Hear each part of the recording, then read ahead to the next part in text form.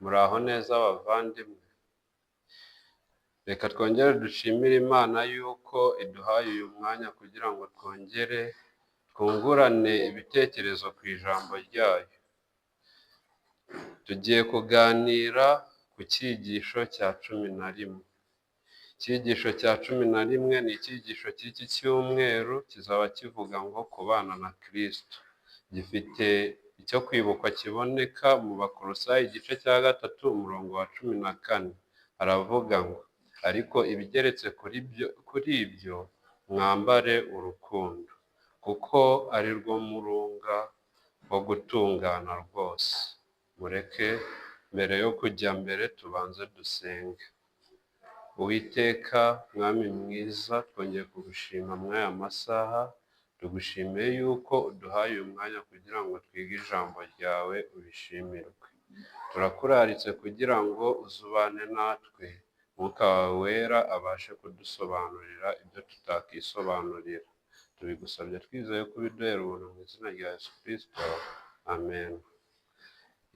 Mu ngingo yo ku isabato nimugoroba, batangiye batubwira yuko hari abantu benshi batekereza yuko gutekereza ku by'ijuru cyane bituma imitima yacu ijya kure, ndetse bikaba byatuma tutagira icyo twimarira.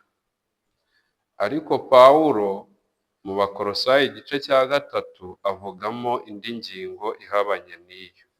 Avuga yuko uko turushaho gutekereza ku by'isi cyane, tuzaba imburamumaro ku mwami mu birebana n'iby'ijuru.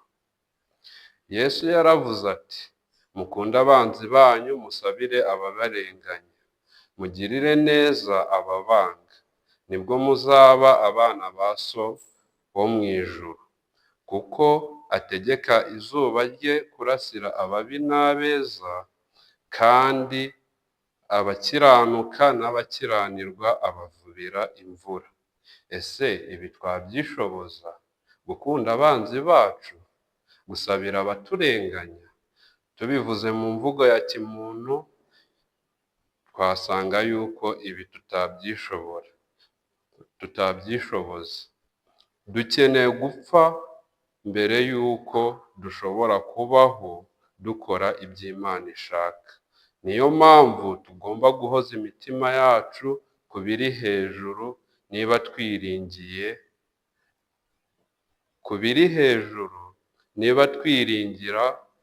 kugirira Data wo mu ijuru umumaro hano ku isi. Muri iki cyumweru bavandimwe, tuzarebera hamwe uburyo kubana na Kristo bishobora kugaragaza itandukaniro uyu munsi ndetse n'iteka ryose. Reka dusabe Mwuka wera kugira ngo agume kudusobanurira kandi atwumvishe icyo ijambo ry'Imana rishaka kutubwira. Murakoze.